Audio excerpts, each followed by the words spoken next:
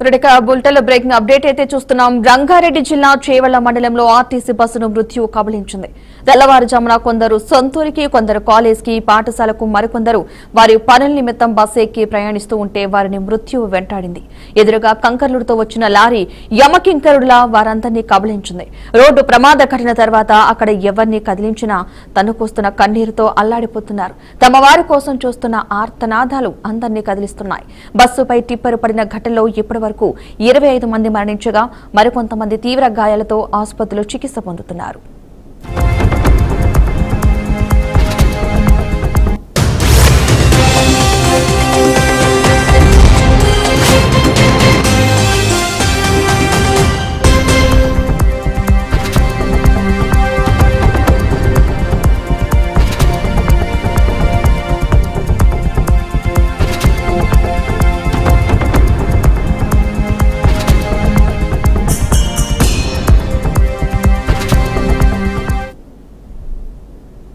రంగారెడ్డి జిల్లా చేవెళ్ల మండలం మీర్జాగూడలో సుమారు 7 గంటల 5 నిమిషాల సమయంలో ఆర్టీసీ బస్సును టిప్పర్ ఢీకొట్టింది.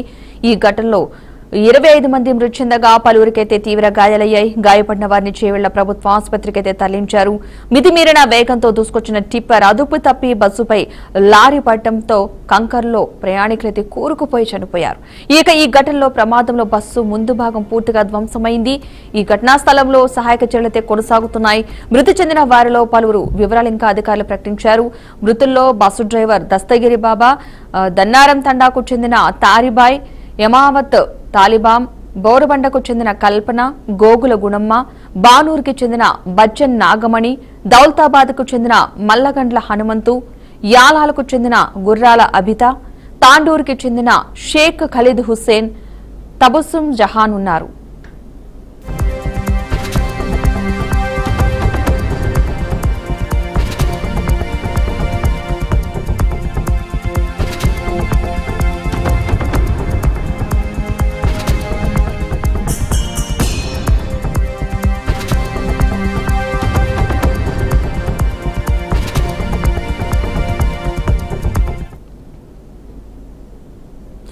ఇక ఈ రోడ్డు ప్రమాదం ఓ కుటుంబంలో అంతులేని విషాదాన్ని నింపింది. వికారాబాద్ జిల్లా తాండూరు పట్టణంలోని గాంధీనగర్కు చెందిన ఎల్లయ్య గౌడ్ ముగ్గురు కుమార్తెలు ఈ ప్రమాదంలో మృతి చెందారు.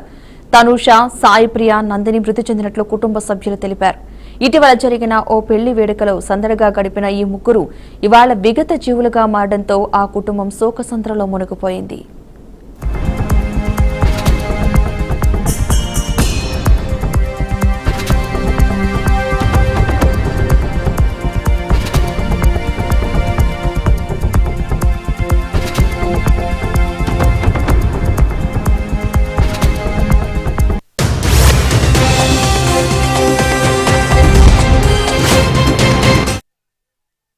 అలాగే యాలాల మండలం లక్ష్మీనారాయణపూర్కు చెందిన అఖిల్ రెడ్డి అనే యువతి కూడా ఈ ప్రమాదంలో చనిపోయింది. ఎంబీఏ చదువుతున్న కుమార్తె మృతితో అఖిల తల్లి, కుటుంబ సభ్యులు కన్నీరు మున్నీరవుతున్నారు. ఘటనా స్థలానికి వచ్చి బోరున విలిపిస్తున్నారు.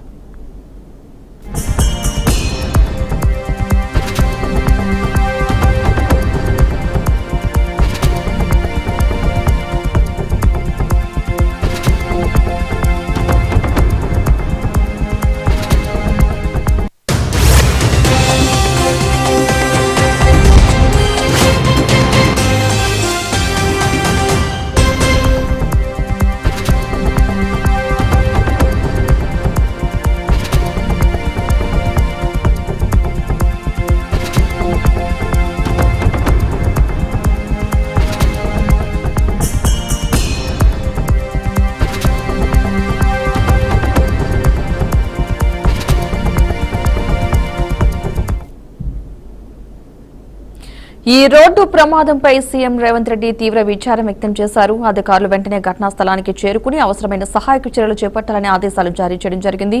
ప్రమాదానికి సంబంధించిన పూర్తి వివరాలను ఎప్పటికప్పుడు తెలియజేయాలని సీఎం రేవంత్ రెడ్డి కూడా సూచించారు. దగ్గరుండి సహాయక చర్యలను పర్యవేక్షించాలని ఆర్టీసీ ఎండీ, రవాణా కమిషనర్, ఫైర్ డీజీలను ఆదేశించారు.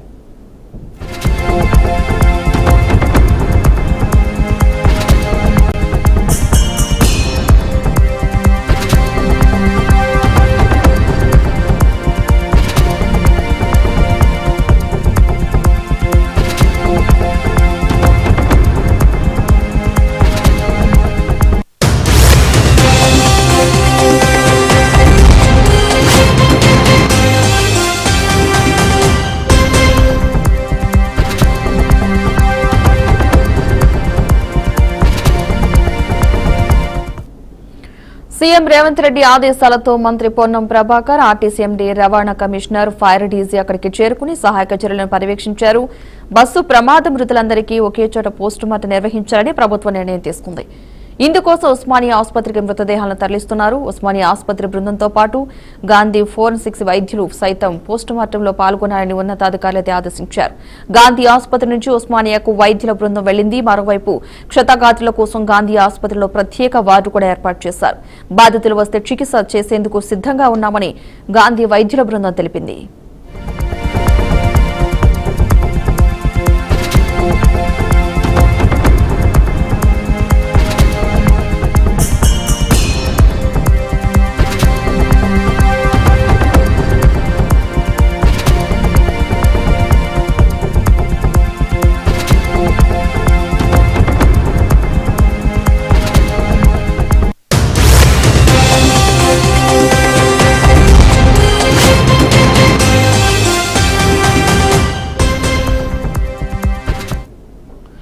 రంగారెడ్డి జిల్లా ప్రమాదంపై ప్రధాని మోదీ దిగ్భ్రాంతి వ్యక్తం చేశారు. మృతుల కుటుంబాలకు ప్రధాని ప్రగాఢ సానుభూతి తెలిపారు.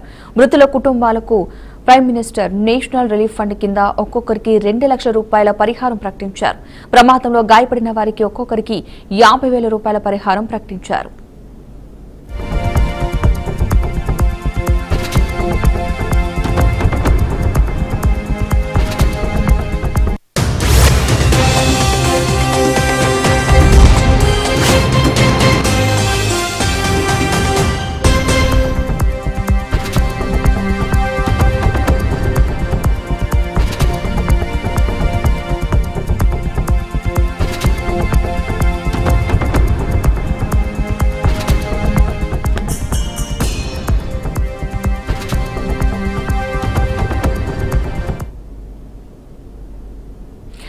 ఈ ప్రమాద ఘటనకు సంబంధించిన పూర్తి అప్డేట్స్ మా ప్రతినిధి శ్రీకాంత్ అందిస్తారు. శ్రీకాంత్, చెప్పండి, ఇప్పుడు క్షతగాతుల పరిస్థితి ఏ విధంగా ఉంది? మృతుల సంఖ్య ప్రెజెంట్ ఎంత ఉంది? ఇప్పటి వరకు మన తాజా సమాచారం ప్రకారం చూసుకుంటే కనుక ఇప్పటికి 21 మంది కూడా మృతుల సంఖ్య అనేది 21కి చేరినట్టు తెలుస్తూ ఉంది. దాంతోపాటు కూడా దాదాపు 18 మంది ఆరోగ్య పరిస్థితి, అంటే ఆ ప్రమాదంలో గాయపడ్డ వారి పరిస్థితి కొంత మెరుగు ఉందని చెప్పుకోవచ్చు. అయితే ఇంకా ఇప్పటికే దాదాపు ఒక 10 మందిని కూడా ఇప్పటికే 14 మంది పోస్ట్ మార్టం ఇప్పటికే పూర్తి చేశారు. ఇంకా మిగతా ఇంకో 9 మంది ఇంకా మిగతా ఎవరైతే ఉన్నారో పోస్ట్ మార్టం 14 మంది కాకుండా ఇంకా మిగతా ఎవరైతే వారంతా కూడా వాళ్ళది కూడా పోస్ట్ మార్టం జరుగుతున్నట్టుగా సమాచారం తెలుస్తోంది.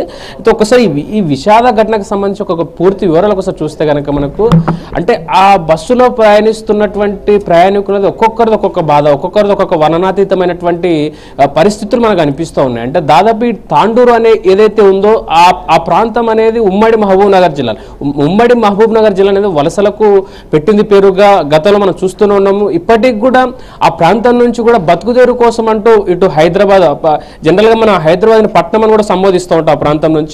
ఆ ప్రాంతం నుంచి వలసలు వచ్చే ప్రాంతం, అంటే ఇటు ఏదో హైదరాబాద్ గానీ అటు ముంబై కూడా వెళ్తున్నట్టు పరిస్థితులు చూస్తుంటాం. ఆ నేపథ్యం అందులో కూడా చాలా మంది కూడా బతుకుదెరువు కోసం హైదరాబాద్ వస్తున్న వారు ఎంతో మంది ఆ బస్సులో ప్రయాణిస్తూ వచ్చిన వాళ్ళని కూడా వచ్చిన వాళ్ళని, అలాగే దాంతో పాటు కూడా చదువుల నిమిత్తం ఇప్పుడు అందులో ఎవరైతే ముగ్గురు కూతురు, అంటే ఒకే ఇంటికి సంబంధించిన ముగ్గురు ఆడపిల్లలు చనిపోవడం అనేది ఇంకా బాధాకరమైన విషయం అని చెప్పుకోవాలి. ఆ ముగ్గురు కూడా చదువు నిమిత్తం అని చెప్పి హైదరాబాద్ వస్తున్నవారు. దాంతోపాటు ఇంకొక విషాదకరం ఏంటంటే 3 నెలలు, అంటే కనీసం 3 నెలల పసికందు కూడా ఆ ప్రమాదంలో చనిపోవడం అనేది ఇదొక బాధాతప్త హృదయంతో మనం చాలా చింతించాల్సిన అవసరం అయితే ఉందనే విషయాన్ని కూడా మనం గుర్తు చేసుకోవాల్సిన అవసరం ఉంది ఈ సందర్భంలో.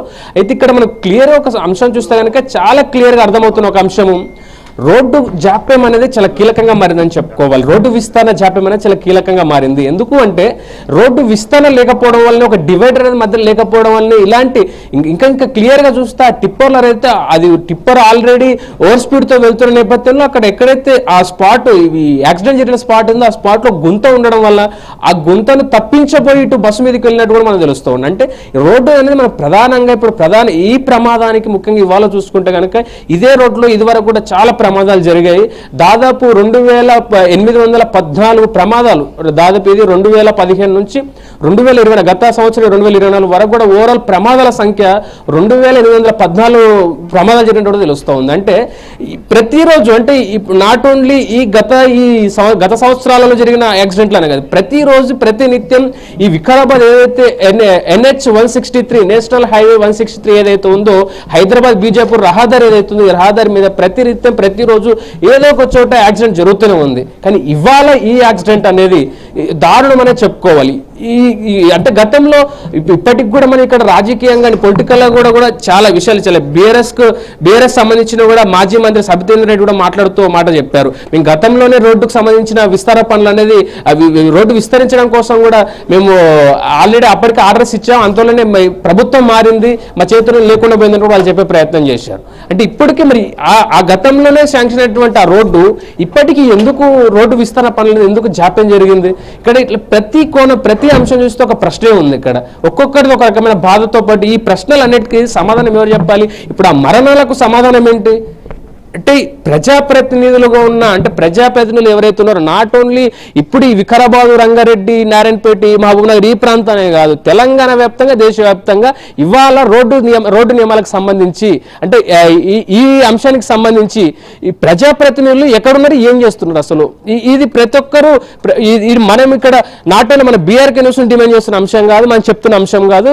ప్రజలు ప్రతి ఒక్క పౌరుడు ఏదైతే ఓటు హక్కున ప్రతి ఒక్కరు ప్రశ్నిస్తున్న ప్రశ్న ప్రజాప్రతినిధులు ఏం చేస్తున్నారు, ఏం చేయదలుచుకున్నారు, మీరు ప్రజాప్రతినిధులుగా ఉండి ఏం చేశారు ఇప్పటిదాకా అంటే కూడా ఇలాంటి చాలా పెద్ద ఎత్తున ఆందోళన నిరసనలు వ్యక్తం చేస్తున్న పరిస్థితులు మనం అక్కడ చూస్తున్నాం. అక్కడికి వచ్చినటువంటి ఎవరైతే రాజకీయ నేతలు అయితే ఇప్పుడు ఎంపీగా ఉన్నటువంటి కొండ విశ్వేశ్వరరెడ్డి కూడా బాధిత సంఘటన స్థలానికి అలాగే ఆసుపత్రికి కూడా వెళ్ళి అక్కడ పరామర్శించే పరిస్థితి చూసాం.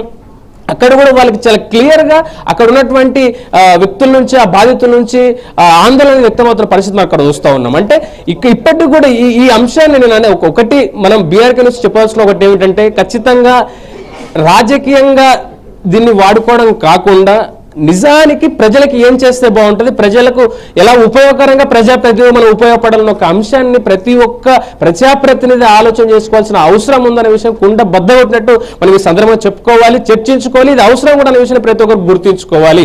ఈ ప్రమాదం చూస్తే ఇప్పటికీ దాదాపు 72 మంది, ఇంకొకటి రోడ్డు నియమ నిబంధనలు ఇవన్నీ ఏమనున్నా ఈ ఆర్టీసీకి సంబంధించి డ్రైవర్స్ అయితేనేమో అటు ప్రైవేట్కి సంబంధించిన ఏదైతే టిప్పర్లకి సంబంధించిన ఆ వ్యవస్థలు అవుతాయి, ఇవన్నీ కూడా నియమాలు నిబంధనలు ఎందుకు పాటించడం లేదు?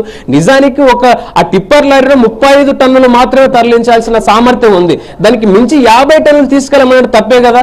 దాంతోపాటు ఇక్కడ ఆర్టీసీ బస్సులో కూడా దాదాపు 54 మంది మాత్రమే ఆ సామర్థ్యం ఆ బస్సుకు ఉన్నది. అది కాకుండా 72 మంది 70 నుంచి 72 మంది కూడా ప్రయాణాలు అందరూ తరలించే ప్రయత్నం చేశారు. ఇవన్నీ కూడా అంటే ఆ నియమాలను ఉల్లంఘించి చేసిన తప్పిదాలే. నిజానికి ఇక్కడ ప్రభుత్వాన్ని ఎంత నిందిస్తామో ప్రజలను ఎంత నిందిస్తామో ప్రజలను కూడా ఖచ్చితంగా మనం ప్రతి ఒక్కరూ ఆలోచన చేసుకోవాల్సిన అవసరం అయితే ఇక్కడ ఉంది.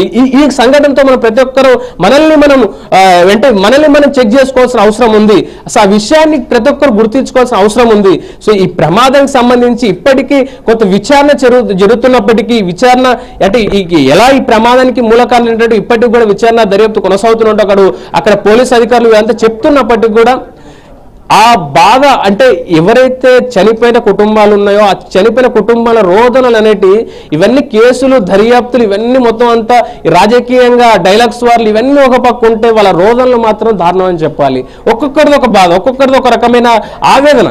అంటే నిజానికి అందులో మనం ఒకసారి గమనిస్తే కనుక ఓ చిన్న పాప 3 నెలల పాప తల్లి ఇద్దరు ట్రావెల్ చేస్తున్నారు, వాళ్ళిద్దరు చనిపోయిన తన భర్త వచ్చి అంటే ఆ చిన్న పాప తండ్రి వచ్చి కూర్చొని రోధిస్తూ ఉంటే అలాంటి కొన్ని ఆ విజువల్స్ అవన్నీ చూస్తున్నంతసేపు తెలియని ఒక అంటే ఇంత దారుణమైన స్థితిలో ఉన్నాము మనం, ఇంత దారుణమైన పరిస్థితి అంటే ఏం జరుగుతుంది సమాజంలో అన్న ప్రశ్నలు మొత్తం అంతా కూడా ప్రతి ఈ సంఘటన కాకుండా జనరల్గా ఇలాంటి సంఘటనలు చూసినప్పుడల్లా ఒక ప్రశ్న అంటే మొత్తం ప్రశ్నలు తప్ప సమాధానాలు ఎక్కడ దొరకవు మనకి.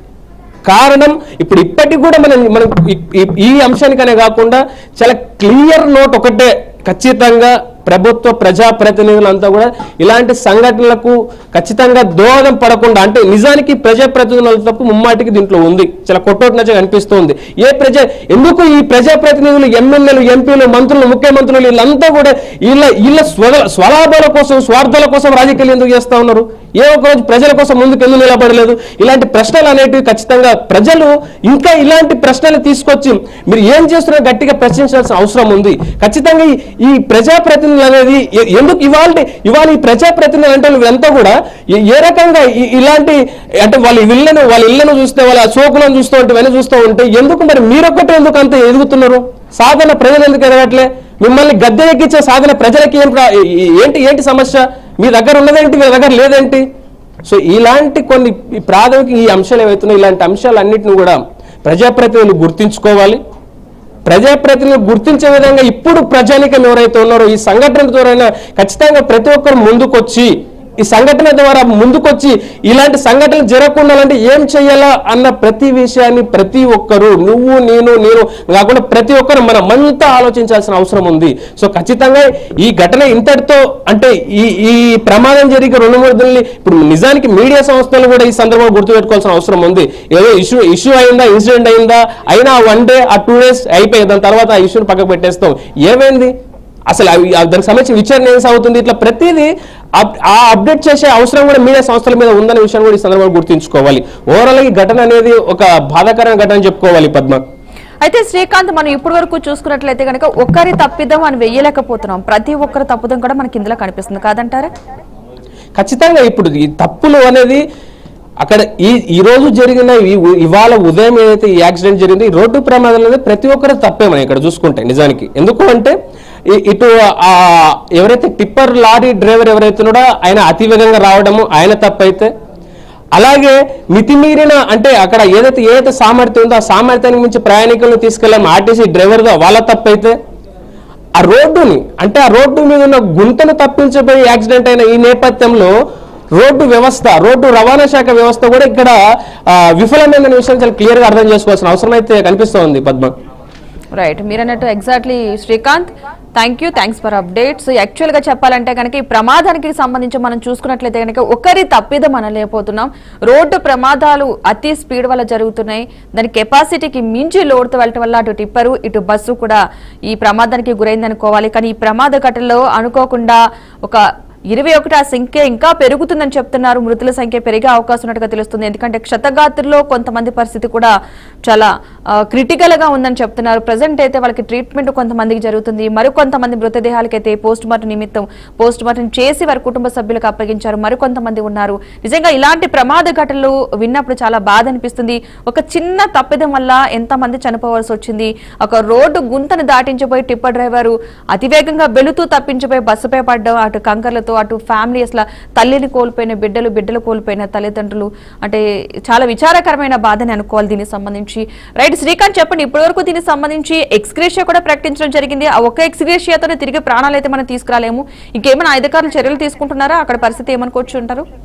ప్రస్తుతానికి అక్కడ ప్రాథమికంగా కొన్ని సహాయక చర్యలు చేపట్టడం, అలాగే హాస్పిటల్లో చికిత్స అంటే మెరుగైన చికిత్సను కొంతమందిని ఏదో విషమంగా ఉన్న వారిని హైదరాబాద్ లాంటి పెద్ద ఆసుపత్రులకు తరలించడం, ఇలాంటి కొన్ని సహాయక చర్యలు చేపడుతున్నప్పటికీ ఇప్పటికీ చూస్తున్నాము కేంద్ర ప్రభుత్వం కూడా కేంద్ర ప్రభుత్వం వచ్చేసి 2 లక్షల రూపాయల ఎక్స్గ్రేషియా అంటే చనిపోయిన వారికి ఎవరైతే ఉన్నారో వారికి 2 లక్షల ఎక్స్గ్రేషియా, అలాగే బాధితులు లేదా గాయపడ్డ వాళ్ళు ఎవరైతే ఉన్నారో వారికి 50,000 రూపాయల ఎక్స్గ్రేషియాని ప్రకటించింది కేంద్ర ప్రభుత్వం. దాంతోపాటు ఇక్కడ రాష్ట్ర ప్రభుత్వం ఉందో రాష్ట్ర ప్రభుత్వం తరపున 5 లక్షలు, అలాగే ఏదైతే రవాణా శాఖ డిపార్ట్మెంట్ నుంచి కూడా 2 లక్షలు, మొత్తంగా 7 లక్షల రూపాయలు చనిపోయిన వారి కుటుంబాలకి ఎక్స్గ్రేషియా ప్రకటించిన నేపథ్యంలో అలాగే ఏదైతే ఈ ఘటనలో గాయపడిన ఉన్నారో వారికి కూడా 2 లక్షల రూపాయల ఎక్స్గ్రేషియాని ప్రకటించినట్టు మనకు తెలుస్తూ ఉంది. అయితే మొత్తంగా ఇక్కడ చూస్తే కనుక ప్రస్తుతం అయితే ఇప్పుడున్న ఈ రోడ్డు ప్రమాదంలో గాయపడి కానీ అలా అంటే ఇప్పుడు కొంతమంది ఇప్పటి వరకు దాదాపు 18 మంది కూడా ఇప్పటి వరకు కూడా అంటే వాళ్ళ ఆరోగ్య పరిస్థితి కొంత నిలకడగానే ఉండి చికిత్స పొందుతున్నట్టు తెలుస్తుంది. ఒక విషమంగా ఉన్నవారిని మాత్రం ఇటు హైదరాబాద్ లోని గాంధీ కానీ ఉస్మానియా కానీ